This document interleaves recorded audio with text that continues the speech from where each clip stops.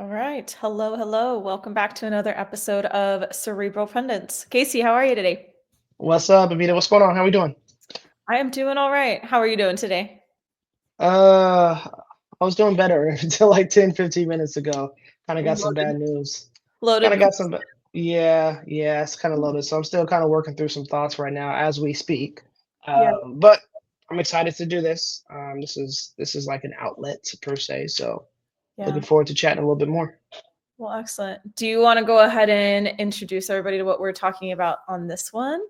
Yes, but why don't you, since you did such a good job last time, tell people what do we do? What Sure. is it that we do on here? So we do many things, but specifically on this podcast, we chose to take a style similar to that of if you were reviewing or commentating on a sports game or a movie, things of that nature, except we're kind of doing all the above, but trying to pick good discussion topics. So we're really big on business and real estate, personal growth. And so trying to find things that not only we can discuss, but maybe might be relevant to others as well. So eloquently, so eloquently said it. So no, this is fun. This is also, again, like I said, this is like an outlet. This is where I feel like I learn. I get to hang out and speak with you. Mm-hmm. We got book club tomorrow, which I need to actually do some prep work for that. So make sure that's good to go. But we Yes. today is December 17th, so we're rounding out the remainder of the year. So Yeah. some really good videos, some really good topics, some really good conversations in this one. So we're going to talk today about being a leader. And Mm-hmm. I feel like, too often in, corporate America, society in general, everyone wants to be a manager, everyone wants to be a leader, but there is a difference. There's a difference between managing, there's a difference between leadership. Yeah. And we are learning again from one Simon Sinek, Yeah. who's just one of the best of the best. So he Yeah. is speaking with he goes by Prof G, but Yeah. Professor Scott Galloway. I actually don't know where he teaches at, so I need to do some research on that. But I know he has a pretty good social media platform, so and just presence. Yeah. Absolutely. And it sounds like he's pretty large just in business and everything as well.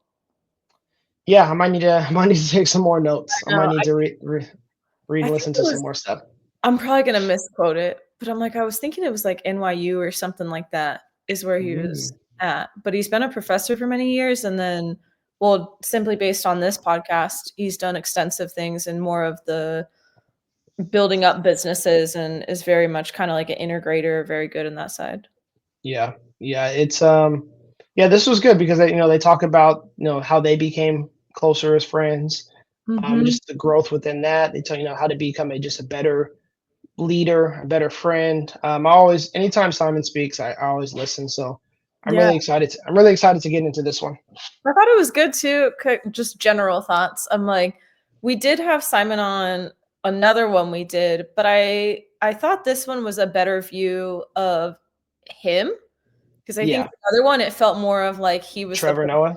Yeah, yeah, it felt more of like a more casual. He was more kind of asking the questions, and so not to take anything from that, but this was kind of interesting where he was now being questioned and kind of asked his perspective, and I thought that was kind of neat to see a different view of him. right. No, I agree. I agree. Cool. So this is good. So let's get into it. Let's Yeah. talk about it. So let's start with they actually kicked this off. Obviously, we can talk about the definition of leadership or how we view that, but talking about more of are you a glass half full or half empty type of person? Yeah, so it's very cool into that question. Like, are you a dreamer per se? I think that's what they call 'em, like, are you a dreamer Mhm. or I live in reality, or I forgot like the other term that they say. But Yeah. I'm definitely a glass half full person. I'm very optimistic. I'm very goal oriented, very much a dreamer per se. So that's why I can look at a situation and feel like, oh, there's still more to gain here, Mhm. even when things look south or are south. And sometimes when reality does kind of hit or does sink in, it can almost be a kick in the guts per se, because you do feel like there's still a chance, right? If Yeah, there's a chance, if there's a way, there's a chance, like there's opportunity. So I'm definitely a glass half full person. How about you? I love that. I would say a glass half full. I'd say there's times I like to say I'm more of a realist, Hmm. but I would say glass half full. I think I definitely always follow to that hope for the best, plan for the worst. So I don't think Yeah. there's anything wrong with that either. Of it's a little bit tough that you want to be glass half full, but you're not trying to live in La La Land either, of Yeah, like absolutely. finding that kind of sweet spot, if you will. But yeah, I would definitely say, yeah, it could be a rough situation. And sometimes I think I actually almost have to temper that a little bit and be like, people don't want your chipper attitude right now. Like, Yeah, and how bad does it speak? it's a fine balance because to your point, like everyone doesn't want to hear, well, we'll get him next time. Like sometimes you just want to hear Mhm. like, yeah, that shit sucks. Yeah. Right? Like kind of like what we were talking earlier, kind of getting the news that I received earlier. I was just like, well, that sucked. Right. There's no yes, there's Yes. you can be optimistic and get them next time, but I'm just like, you know what, like it is what it is. Take it and then you gotta adapt and then keep moving forward. So That was definitely a good practice for me because I was like, yeah. no, this means because it's true. I just want to be like, it's okay, you got this. Like, keep going. You're getting Nah. and like, Yeah, sometimes just like nah, you just gotta live in the moment. yep, deep Something breath, take a moment, and we'll keep going. yeah. So No, no, I I agree. I appreciate agree. that. So I'm curious, what is I kind of it's a twofold. What is your definition of leadership and the definition they gave or kind of this overall view that we watched in this episode, did that sway anything for you? Did it just kind of reiterate some things? How was that kind of comparison? No, I think it's very similar. So I've very similar to what I mentioned earlier Mm, about there is a difference between like manager and like leader. And I've always viewed myself as a leader, mm, and I've always felt that people, I think they say it actually on here, people don't want to be managed; they want to be led. yes. I'm pretty sure they do say that on here, right? So, but I've always been a firm believer on that, and we've without realizing it unintentionally, like we thrive in accountability. We say, "Oh, Mm, I don't want to be micromanaged." That just means you don't want to be managed, but that doesn't mean you don't want to be led. I think that yeah. there's something to that. So I've always felt that I've been a leader of people, been a role model, so to speak, for Okay. others or those that are similar to me. Because I feel like the most important thing is putting others people's either feelings or goals or will, so to speak, like before yours, and that's something I feel like I've always done. How about yourself? Where would Yeah. you land on that? I think it was probably along the same lines of kind of Mhm. reiterating. I think even prior to this, just different aspects, different jobs, different things. I think that I have kind of learned on my own the difference between managers and leaders and started to, really recognize that of to your point, why does it feel like when this person is in this role, there's that tension there and it's just like, oh, just let me work. And then why is it that some people, regardless of their title, you're just like, God, they're such a great, you can call them a manager, a leader, whatever, but Mhm. some people you just really respect and want to be led by versus the others that, like I said, just it seems like you're just kind of running into a brick wall where you're just like, this is not working. So yeah, I think I would agree for the most part with all of that. So what about when they say, those people, some people are natural born leaders. What's Mm, your thoughts to that? Like, do you believe that you can be a natural born leader or are traits, um, you know, I thought are this was traits, yeah, but no, I was gonna say this one actually made me think a little bit. I was curious to get your thoughts because I feel like you always have a good insight with this. I think it was interesting because you always hear that term, right? Oh, they're a born leader. mhm, Oh, they were definitely a born leader. And in this, they kind of pose the perspective of, well, are you a born leader? Or was that created through different, experiences or opportunities or whatnot? And I was like, I never thought about it that way. And so I yeah. guess it kind of made me pause for thought, definitely. How about for yourself? Yeah, so I don't necessarily I'm not I don't feel like I don't know if I'm right or wrong, but I don't believe you're natural born leaders. I feel like Mm, the environment that you're in, at a young age, the things that you see, hear, feel, smell, like mhm. all of that attributes to who you become and who you developed.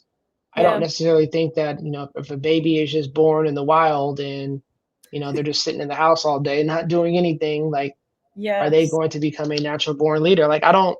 I don't know. I don't think so. So I think that we are molded by our environments at such a young age, by those that are around us, by just our atmosphere, just in general, and our situations. And I Yeah. feel like there's traits and attributes that we take from different people, but also different situations that kind of mold us into the person who we become. So that's kind of where I stand on that one. I liked your example of like if you're born in the wild, like what are you gonna do? And I think that's actually a very good point too. Is I think he was I might butcher this a little bit, but I believe there was some comparison to that a little bit too of like, but you have to have people to lead or a reason to Yeah. lead others and kind of have that uh reciprocating relationship. And so I think that's a valid point too of like, could you be a born leader? It might be perceived that way, but again, it's going to be still dependent on how you grew up, your atmosphere, where did you start? You know, like, did Mm-hmm. you already have thoughts or personality traits that maybe lent a little easier to learning things or looking out for it or having awareness of others? So, yeah, I can kind of see it going both ways there. Like, okay, let's funny example. Mowgli of the Jungle Book. Was Yeah. Mowgli just a natural born leader? Tarzan. Was Tarzan just a natural born leader? Ooh, that's a good one. Right. I feel like they learned to lead because of the environment that they grew up in. Yes. And then they ultimately became the leader who they became. That's Yes. it's Didn't Disney start. fictional characters per se, but that's kind of No, it still like applies. that's my how I'm I applying this like in this it. situation. So let's go ahead and dive in. I think we should go for it and check out the first clip, and then I want to get your perspective on it. All right, let's see here. All right, let me share my screen and we'll be ready to roll. Perfect. Oops.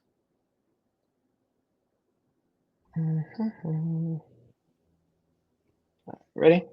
Mhm. You've equated it to being a parent that is leadership. What did you mean by that? Well, you don't get to choose your kids, but you love your kids and you want to raise them to be the best that they can be. You don't often get to choose your team if you're promoted into a position of leadership, but you still get to celebrate them and try your best to help raise them to be the best that they can be. And there are a lot of similarities and a lot of things that you can learn about leadership. You can learn from parenting books. For example, affirming a child's feelings. You know, Dad, I'm sad. No, you're not. It's fine. It's good. What do you have to be sad about? Your life is great. That's bad parenting. You want to affirm the kids' feelings. Same at work. You know, to talk people out of their feelings makes them feel unseen and unheard. Good leadership overlaps a lot with good parenting because it's interaction with other human beings working to see them build confidence and be the best that they can be. And sometimes we have to be patient to let them try again.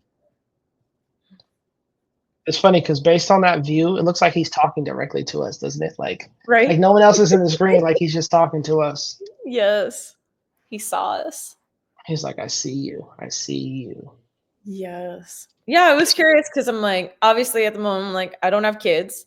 Hmm. So, and it's interesting too, because he shares later on, like he doesn't have children either. But I'm curious where you do kind of, how does that comparison hit home for you at all, if it does? Yeah, so I think it's interesting. One of the things that like parents always say to usually kids when they're a little bit older is like, I brought you in this world, I'll take you out of this world. Yes. Like it's so funny to me. It's like I brought you in this world. Well, they didn't ask for it. You know, Right. like we like we brought them in. It's not like they're like, hey, bring me into They're like, this pick world. me. Yeah, right. So like, but no, I think there's some truth there. I think there like a parenting standpoint, one of the things I try to do is, you strive to give your kids everything. You strive to be the best that you can, Yeah. and you just try to lead by more so by example. So Mhm. we're always taught growing up is do what I do not what was it do what I do not what I say. How's the phrase go? Yeah. I think that's how it was like as I do, not as I say. I think Yeah. that's kind of how it is. I think that's Yeah. what, yeah. So like, but yeah, I think though there's challenges that do come with that, but that's Mhm. that's kind of where I am. I think that it's so easy to critique yourself as a parent and feel like you're not doing everything that you're supposed to be doing. But Mhm. ultimately, what you're supposed to be doing is loving and being there for your kids, and that's really all that matters. We just put all the external pressures on ourselves. Yeah. like you said, more of the like I should do this, or you feel like that external pressure. Do you feel like since becoming a parent, you know, kind of learning to have that grace, or I don't know, I guess losing the expectations in some points, do you feel like any of that's translated to how you maybe lead or show up in more of a professional setting? All right, wait, rephrase that one more time. Let me think about that for a second. Say it again. Well, because I'm thinking like he compares this one, like we're talking about leadership, and he compares the same way you would manage or lead people, or say a situation in maybe a more professional setting, similar to that of if you were parenting kids. So I'm like, since you've been a parent, have you noticed anything there that maybe, in turn helped you in the professional world as well? I mean, I'd be lying if I say patience. I'd be lying if I didn't say patience. Right. Yeah. I think that, like, as a parent of young children, like that is like your lifeline is patience. So I think that translates to the workforce in a Mm. sense of like you become a little bit more patient at things. I think that you certainly listen more, and you're a little bit more empathetic to certain situations and certain things. But at the same time, like on the flip side, you can have a little less tolerance because you're like, hey, I'm dealing with these kids all day, and you're giving me the same shit that the kids are giving, but at least they're 3, right? And you're an adult.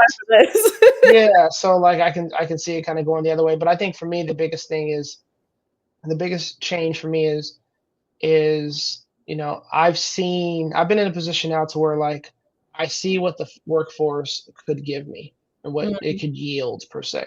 And Yeah. I've also seen what this entrepreneurial thing could yield and could give me as well. So Yeah. like we always say, like once you see it, you can't unsee it. That's So now having children and throwing that in the mix, it just expedites the process in my mind. Now, interesting. my mind versus what actually reality happens, that's kind of what I'm working on right now as far as like the output of that. But that Yeah. timeline and that speed towards striving towards the latter part of that timeline, that's now at a 1.5 versus a 1 or 1 point. So you want it more, and you're willing to do whatever it takes in order to make that happen, to provide for your kids. That's really interesting. Thank you for sharing that. I'm like, sorry, I can work on how I asked the question, but I think No, we're just having a conversation. Yeah, You're not Oprah. Like we're just no. just having, That's why we're I'm just like, having a sometimes what's up here doesn't always translate out the best. no. And sometimes you have foggy brain. You just need to hear it one more time. So now you're good. Yeah, no. What about you? So they, it's mentioned some like we talked about leadership and parenting, like, but before we move on like I still think it's relevant, like even without children, Yeah. right? Like you're like at some point in your life that time may come. So like, what are some of the things that you're doing now, or how you position yourself now? Because you don't know what life is like with children until you have children, right? There's no like, well, maybe this is kind of no aunties and uncles. It's totally different. So like, what are you kind of doing now to prepare yourself for that time, if and when that does come? And maybe it does, maybe it doesn't. But if and when I it was gonna does, say, I'm like, that feels more like a "Are you gonna have kids?" kind of question in a nah, very roundabout way. no, not because it's not even necessarily like it's not even necessarily kids related per se, but like Mm, as you age, mm, as you age and as you get older, you feel like you should be at a certain point. And as you keep getting older, it's like, okay, I've been at this for 3 or 4 years. I feel like I should be here by now, right? mm. Or maybe you don't put those pressures on yourself, but maybe that's one of your takeaways. So just curious, like as you continue to grow and evolve, like what are some of the things that you're doing? I'm not sure I fully understand what you're asking me, but I'll do my best to answer it. All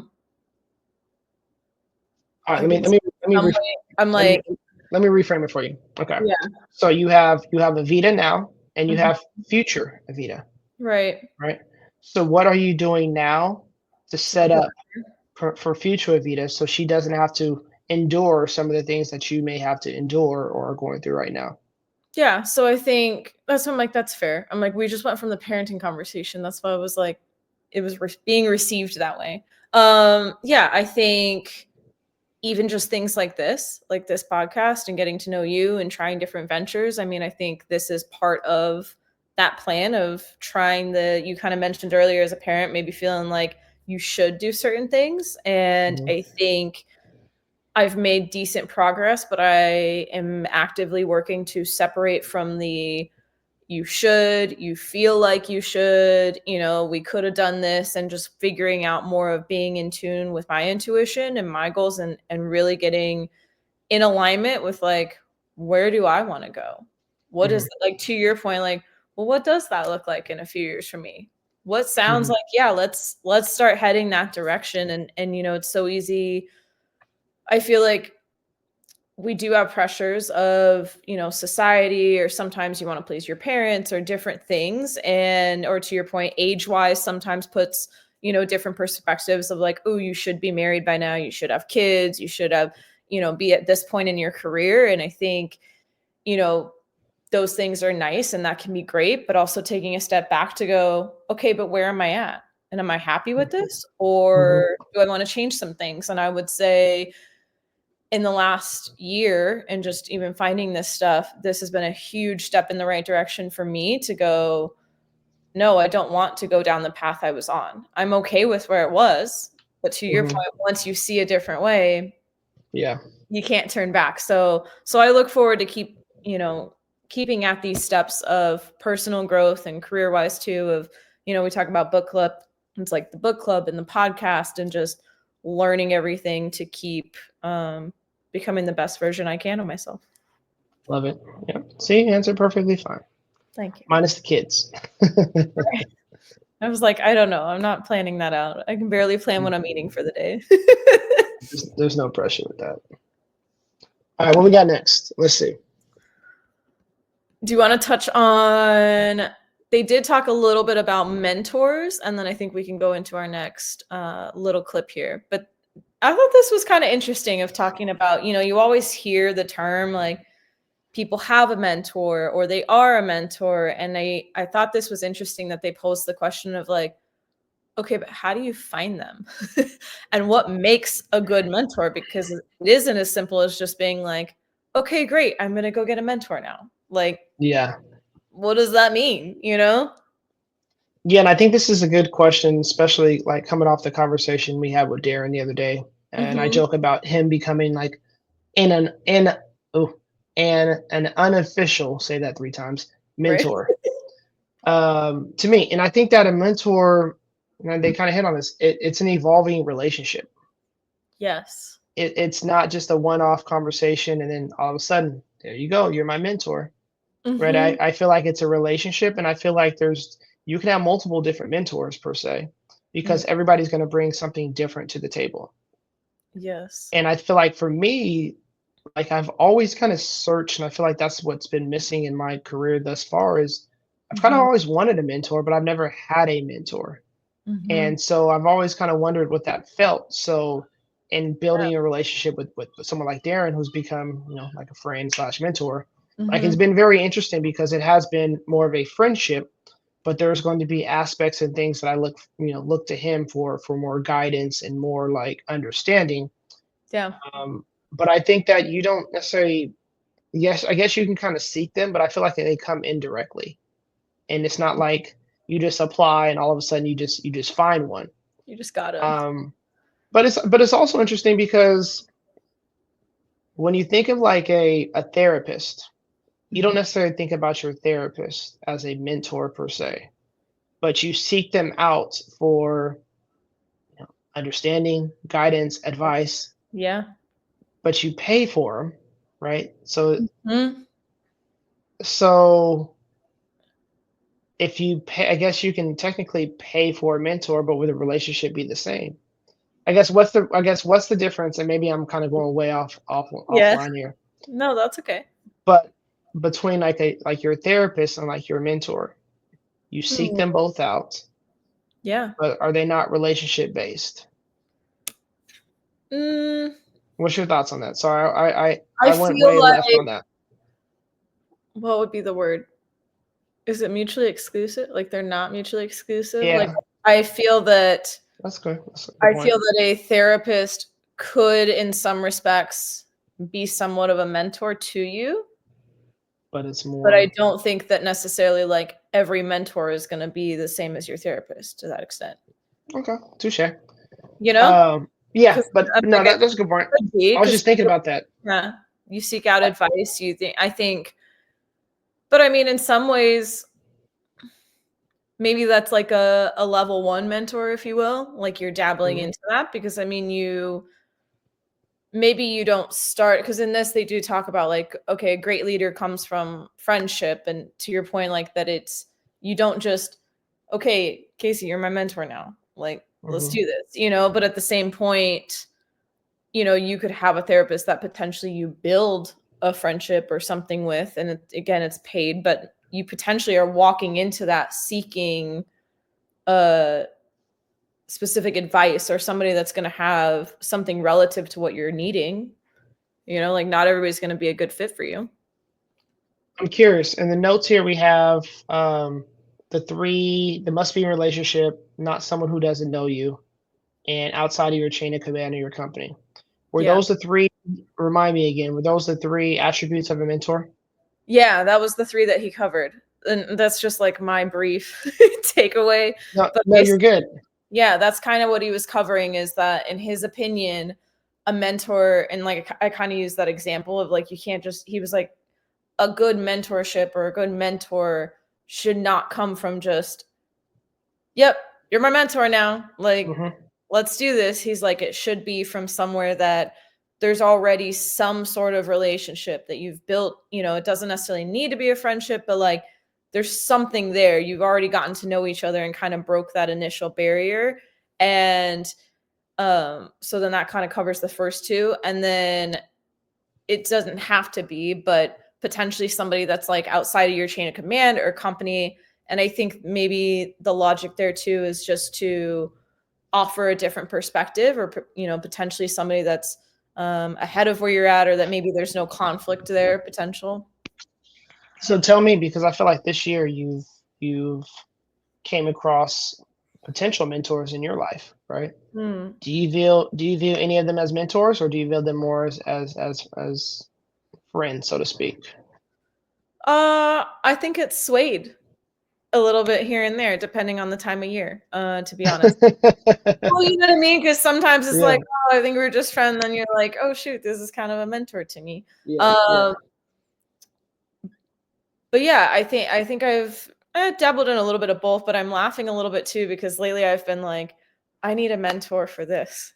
And when I watched this, because I've been thinking really hard of like, who would that person be? And like, who's going to fit this mold? And it's funny, like reading this, where I was like, that is true. You almost have to know them. Now, I don't think it's wrong to set your sights on like, I would love to work with so-and-so down the line, and kind of like your goals or something else, like manifesting that or working towards that. But yeah, I kind of was like, oh yeah, you can't just like pick somebody. But some of it's thinking that of like, when it says outside of your chain of command and company, like I do think there's people I look up to that I work closely with, or different things of that nature. But I don't know. I think I am kind of looking at the relationships I'm building, and kind of looking at that to go, I would like to have an overall kind of mentor, or somebody that, you can kind of check in with. So yeah, I don't know that I've fully found that, but yeah, there's people I look up to. Yeah, I think it's being able to have one and being able to be one. I think there's something powerful kind of about that, from transition, from like a self-actualization standpoint, actually. And I feel like there's something strong with that, and I feel like it's important to be able to impact others, and also like be vulnerable enough to be the one who's being impacted. Yes, that was a really good lead-in. I think you should play the next clip. Let's play it. He's talking to us again. Pause. Oh, sorry. Hold on. If we lived like great white, so Maslow only considered us as individuals. As individuals, if we lived like great white sharks, 100% correct. Number 1 would be food and shelter. But as members of groups, it's different, and it's more, and there's nuance. And so it's this constant battle between the two.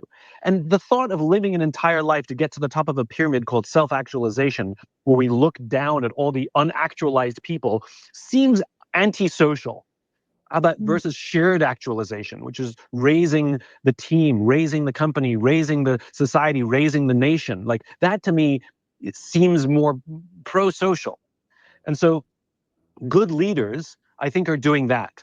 They recognize the paradox, they struggle with the paradox, but at the same time, they work tirelessly to bring the group that we all rise together to shared actualization, that we all are working to something bigger than ourselves. Yeah, so I really like that. I really like that, and I feel like that's literally what I'm striving to do now, and that's what I've kind of always wanted to do. So the goal was never to be like rich or famous or anything like that. For me, it's more so to provide the opportunity, to be able to position myself to be able to bring others along, right? And to do it in a sense of, hey, if I can do it, let me give you the blueprint. Let me show you how to do it. Let me help you do it, most importantly. And Yeah. I feel like that's kind of what's somewhat missing in modern day times in some aspects. I would agree with that. Yeah, everybody's just looking out for themselves now, it seems like, or a good chunk of people are. Yeah. Forget you start to gatekeep a little bit, or have that kind of lack mindset of there's not enough, or you got to come scarcity. Mm-hmm. The scarcity mindset is real in the sense of like, oh, if they make it too, then there's not going to be enough for me, when we all know like there's millions of viewers on YouTube, and yet you have thousands of people who have millions of views, right? So like there's plenty of content, or there's plenty of stuff coming to be able to go around for everybody. Yeah. And I feel like that goes for so many things. Oh, absolutely. Absolutely. Yeah.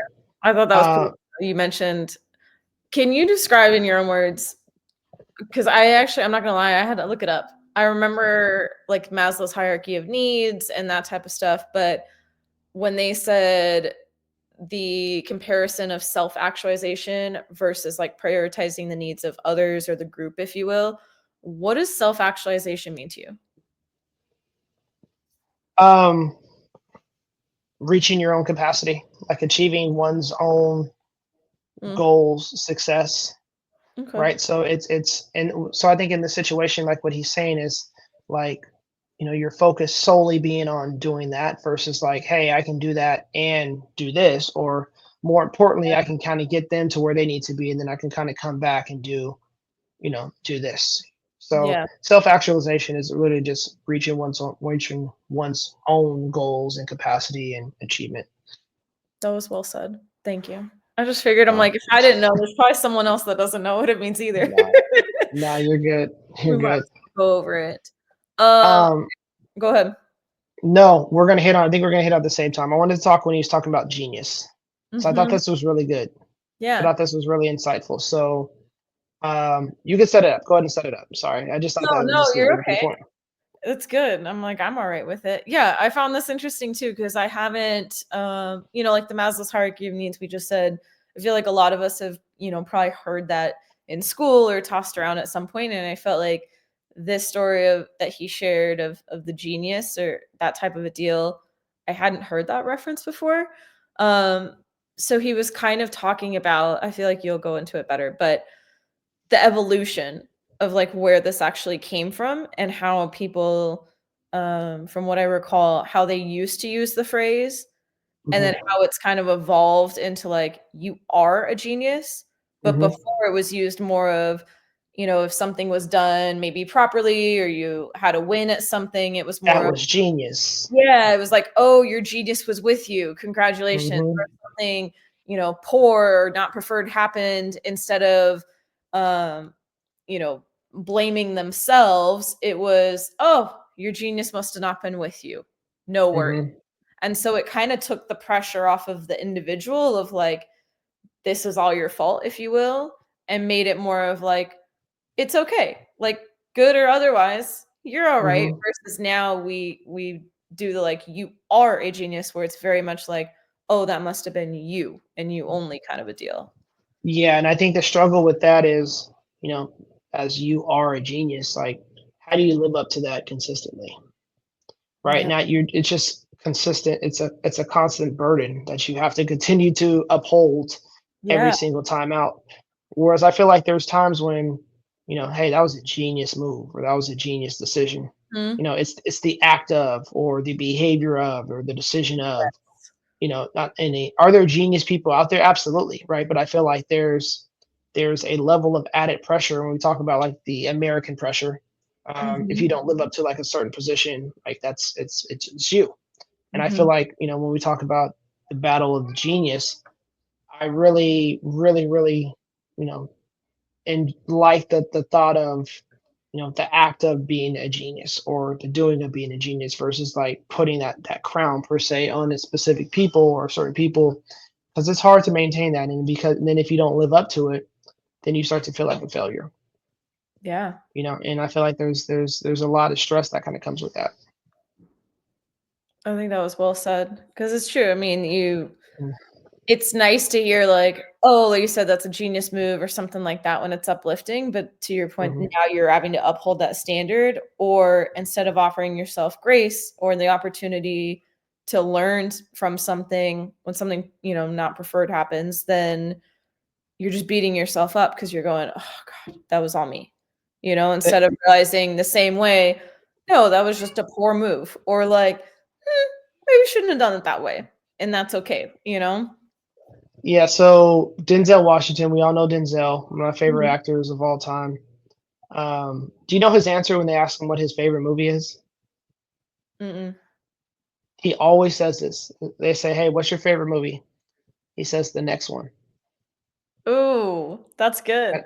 and I really like that because it's he's in the moment, yes, but he's not trying to outdo his future. I mean, sorry, his previous films or his previous roles. Like, I'm focused on whatever's next right in front of me. And Yes, it's a simple answer, but I've always like loved that response. that's You know, really because you can get so caught up in being what you used to be or what you used to have or what everyone used to know you of, yeah, and that added pressure could take away from where you currently are and really kind of be devastating. So absolutely. Yeah, I haven't heard that before. I'm like, I like that response. I'm gonna have to remember that one. yeah. So next time I say, hey, what was your favorite TC deal? You say the The next one.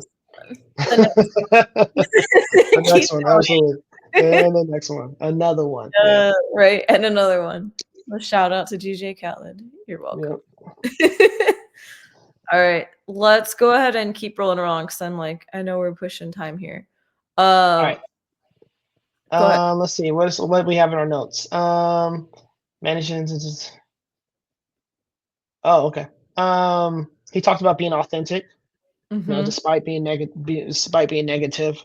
Um, what were your thoughts on that? Well, quickly, what were your thoughts on that one? It was interesting they jumped into that, but I thought, we were just talking about pressures of stuff and like, the American pressure of we have these thoughts that you have to be this or you have to be that, or that's just kind of how we perceive things. And, we actually just talked about it before we started recording here. And I'm like, we talk, you even mentioned like Denzel, or we talk about these guys and they're all over the place. And the reality is we see them in such a positive light. We're Mhm. really, enjoying their content or what they've taught us or learning from them. But the reality is like not everybody's going to love what you do. And not Mhm. everybody's going to approach things with grace or positivity. And so I thought this was kind of interesting of how do you manage the negativity and or continue to be authentic, because the reality is the larger you grow, the more people are, he kind of talks about, I think it was politics or something like that. And he's like, you hit a point where people are just dying for your, it's like Mhm. chime in, say something, and it's not that he doesn't have an opinion, but he just looks at the bigger picture and goes, I'll put something out, but it's still going to be Yeah. authentic to me, and I'm going to keep it level because that's where I'm at, and that's what I want to present. And I thought that was really admirable to look at it from that point, because yeah, that would be tough of knowing, and I guess another side is don't look at it, but Mhm. it's Yeah, interesting. and I think it's I mean, we see it all the time. People get a little bit of famous, get a little bit of money, and they start to change up, right? Yeah. You know. You know, It can affect they start acting brand new. They start acting different, right? So it's got to be tough, right? To not to maintain who you are and Yeah, stay true to yourself. absolutely. I'm just constantly checking in. All right, so we have to hit on this one, right? And I know we're going to get to the next video, but I wanted to make sure we cover this. Mm, Why is it right to be married with kids versus not having kids or not being married? He talked about that kind of yeah, at length at the end. I wanted to get your thoughts. he did. Yeah, So not it being on was the other end, what's your yeah, thoughts on this one? it was like the side of this video that like I didn't expect, but you were just like, I feel seen. Thank you. Yeah. Did you You feel know? like, yes, that's me? Yes. Did you feel Yeah, like, I did a okay, little bit where I was like, empowered? yeah, where you're like, thank you for talking about this. Mhm. Because I'm like, I'll kind of elaborate a little bit too. He also kind of gives the comparison of, you know, the older he gets, the harsher the criticism seems to come. Mhm. And this idea of, just like we said, of like, you should already be married. Oh, if he's on a date, they're like, this is weird. Why are you not married? Or why have you not been married before? You don't have kids or all these things. And he's like, someone could be, he actually references, I believe it's a friend, but, a woman that was in a relationship for, pushing 15, 20 years.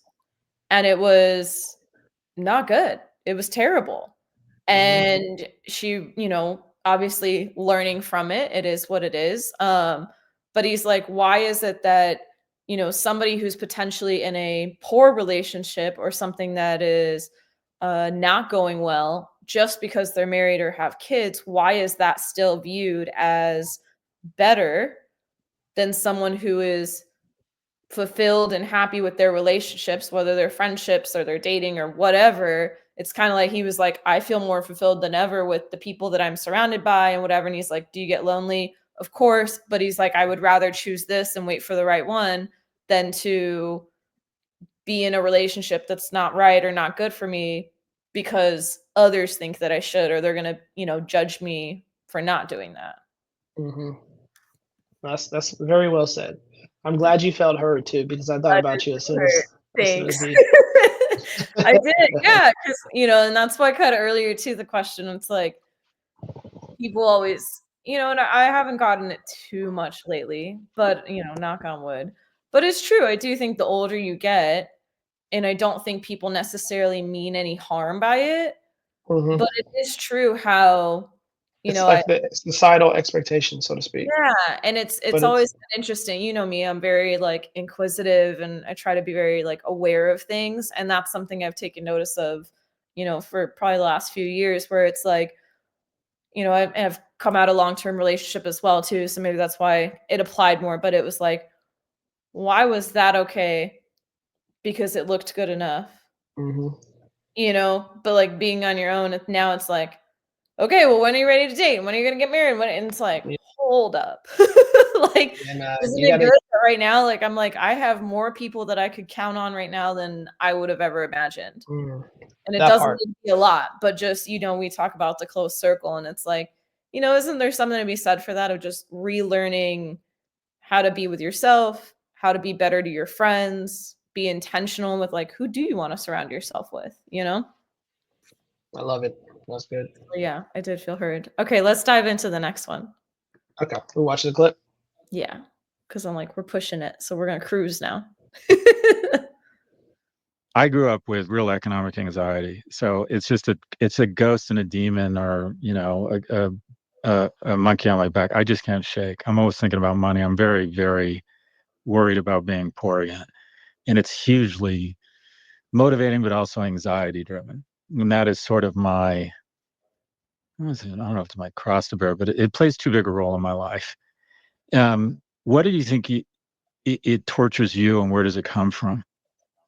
So what I know about the concept of why, which is this thing, this deep-seated, inspiring thing inside all of us.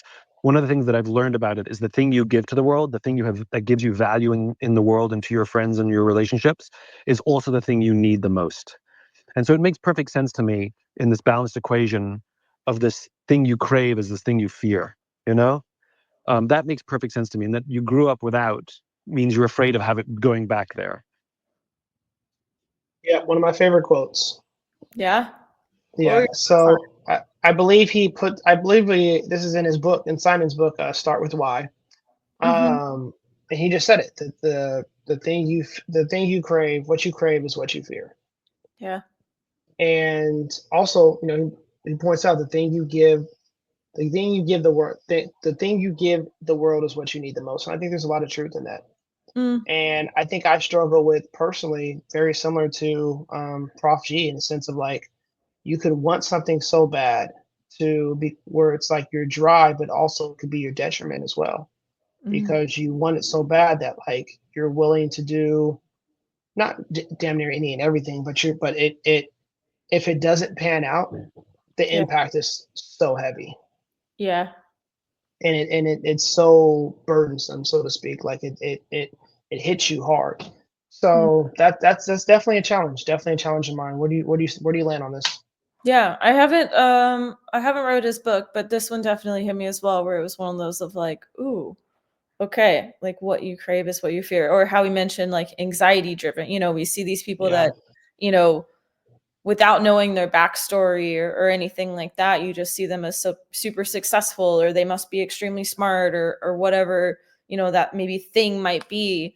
And so I thought it was really vulnerable of them to kind of share that side and go, no, honestly, this is just anxiety driving me. It's turned into this, but we have things too. And so I thought that was kind of cool. And I think, yeah, I could see that in my behaviors as well, of things that are maybe anxiety or fear driven that pushes you to an extreme, or you have a biased sense, like you said, whether that's for better or sometimes the impact you feel with something that maybe others would look at it and go, what's the big deal? And why that really hits you a little bit harder. Yeah, definitely impacts you more than most. All right, so I'm gonna cue up the video, but I want you to talk about the ceramic cup story. And I feel like so he does a good job with this though. I'm like, is this the video? Is this the clip? I'm sorry, maybe I'm mistaken. Is this the clip right here? Something different, but we can tell the ceramic cup story if you'd like.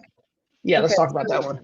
So he talks about it. I'll do my best to shorten it, but essentially he paints a picture of, you're going to speak, maybe you're a keynote speaker, and your rival, like you're at the top of your game. Obviously, this is my shortened version, so this is not to a T. But basically, like imagine you're arriving in like the fancy car, you're being guided through one of those like, you're the A-list, you're being taken care of everywhere. You ask for a cup of coffee, you get it in this nice ceramic mug, someone brings it to you. You walk through the back door, you come into the back entrance. Yeah, it's like, oh, you're this, special guest, like celebrity status, you're coming in and everybody's taking care of you. Anything you need, anything you want.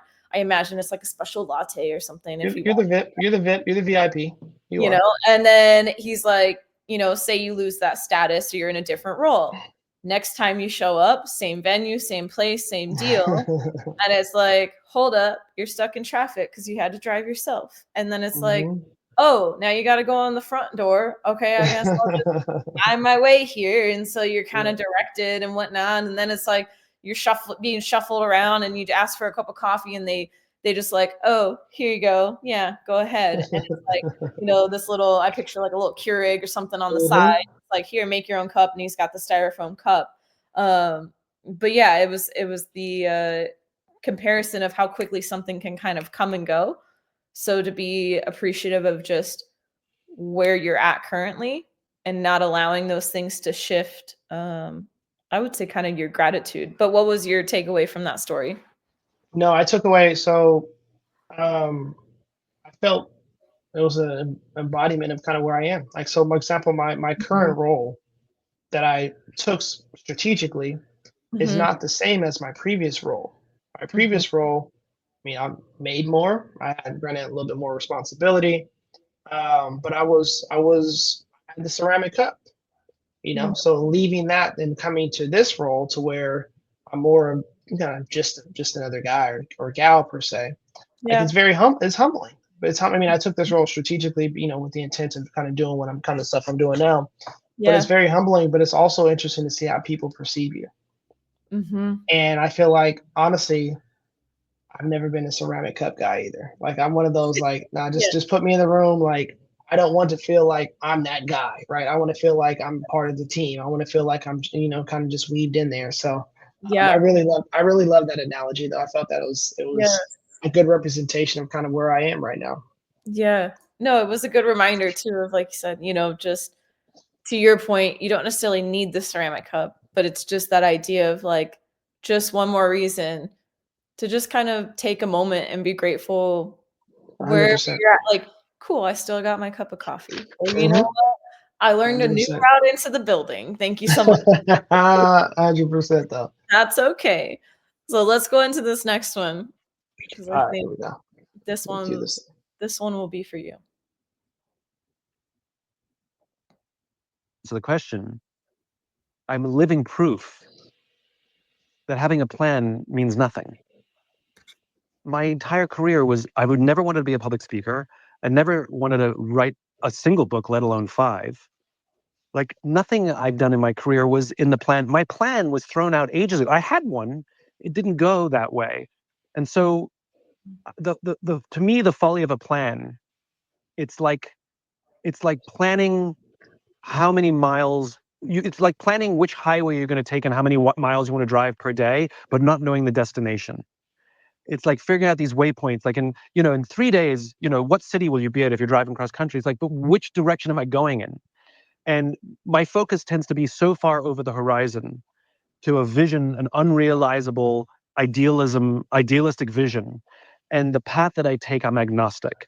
And so you asking me to tell you like what the waypoint will be, I could tell you something and I can guarantee you it won't happen. So I'm just trying to find the most efficient and fun path to that crazy far away place that I know I'll never get to. And that's unnerving and more fun. Oh, wasn't it Eisenhower that said plans are useless, but planning is invaluable? And I think that's true. Yeah, love that part. Mm-hmm. I love that part, and I personally feel like this is something I can relate to. I'm a planner. Everyone knows that. But as of more recently, I've been more in the present, or trying to be a better job of being more in the present. So my Yeah. plans are my guiding compass. I feel like I can't operate without a plan, Mm-hmm. but I'm more accepting of detours, barriers, right? And understanding that this is part of, you know, God's plan. They talk about, if you want to make God laugh, tell me your plans. Right. So so that's me. Like, he probably sits up there like, oh, here he goes again in his Right. journal, writing down his plans. Little does he know, I'm gonna take him way over there, right? Right. But to me, that it is my guiding compass. So, and it's very interesting. Like, I've never been one to say, oh yeah, in 5 years I'm going to be doing this specifically. I just Mm-hmm. know in 5 years where I want to be, and however I get there, I'm agnostic as well. Whatever it takes, like whatever I need to do to get there, I'll do it. But I Yeah. can't sit here and be like, I have to be doing this. That's just never been in, quote unquote, the plans for me. Yeah. Oh my God, I love that. Yeah, this was another one. I felt so seen and heard from this. Who knew? Like I said, it was all the things that you expect certain ideas or topics maybe to be elaborated on, and you see the topic of leadership. But I thought his response to this, it just, and we talk a little bit more, but to that point, everybody wants to know your goals and your plans and whatever. And I would say certain things I can plan decently, I can make it happen, but I definitely have felt the pressure of like, what's your 5-year goal? And what's Yeah. this? That? And like you've heard where I'm like, I know the feelings I want to have and the Mhm. direction. I want to keep growing personally, career-wise. I want to be more present. I want to be healthier, wealthier, whatever it is. But hearing this was just like the perfect yes. Yeah. Like, if you have accomplished this much and can still sit there and honestly be like, I can give you an answer if you want it, but it's not the truth. Right. Like, I can't tell you that, and just to even hear him say, like, I've written 5 books and I'm speaking on stages and like that was nowhere near anything I wanted to do. And I just thought that was so almost inspiring in a way, because it kind of made it felt like it kind of gave permission to be like, I don't have the exact roadmap, and that's okay. Right. That's Like, okay. we're just gonna keep trucking along where we're at, keep discovering things, and like you said, God's got a plan anyway, so we might as well just enjoy the ride. Absolutely. No, I love, and kind of just bringing it out full circle. Like I love listening to Simon. Like I learn something every time, and I'm actually surprised I haven't read more of his books. And I think that maybe I'll be doing that in 2025, even some of his older books, because like even though you said what Book club. yeah, it's probably a quick hint what the next one will be, right? So I'm okay with that. but no, this was really good. I feel like as a leader, Mhm. even because the leaders aren't, you're not a leader by a title, right? You're a leader by who you are as a person. So I feel like no matter what position I carry, no matter what team I'm on, like I always feel like I'm a leader in any vicinity I walk into. And I Mhm. feel like there's some good nuggets that he dropped in this that were either reassuring or, I just needed to hear again. Yeah. What was maybe one of the main ones that you are referencing there that you'll take with you from this? It was just really good to hear just what we're talking about right now is about his 5-year plan and Yeah. and where he's just how he kind of goes about things because he goes about them very similar to I feel like how I kind of go about things like, hey, this Mhm. is where I want to be, this is how I want to feel, this is what I want to, but I can tell you something, but I don't know how factual it's going to be, right? And not Right. feeling that pressure to feel like you have to live up to specifically just that. Yes. I love that. Any How about other you? I'm like, yeah, I think I expressed that a little bit. So same, I think one would be the friendship that to be a good leader, Hmm. you have to first have that friendship with people to understand how you can bring them up, how you can help them. And then I think that idea, or maybe even more of an awareness of what we were talking about, of like that thing that you crave is what you're probably going to be best at giving people. Um, Hmm. and lastly, of course, the 5 year too, of like I said, I think it just kind of was a great reiteration of it's okay to just be and to just keep, Yeah. keep trucking along. Or if you don't have a 5 year plan, it doesn't mean you're going to fail. Like, you're No, okay. very true. Just Very keep true. going. So yeah, overall, really glad we checked this out. And I would agree. Yeah. I'd be happy to read one of his books as well. Well, we probably will on our next book club meeting. So we might kick off 2025 with a Simon Sinek book. So, all There we go. I love it. All right, my right. friend, what do we have rest of the week? We got Christmas next week, That was wild. and that is wild. That is wild. So we'll probably have some new material for you guys post Christmas. For Yep, those that are listening, we'll continue to do a good job of pushing this marketing. Just continue to learn and get better. So we absolutely. appreciate you having a good conversation with us. Hopefully, you learned something. We sure as heck learned something. And Absolutely. we thank you. Absolutely. All right. Thank you. We'll talk soon.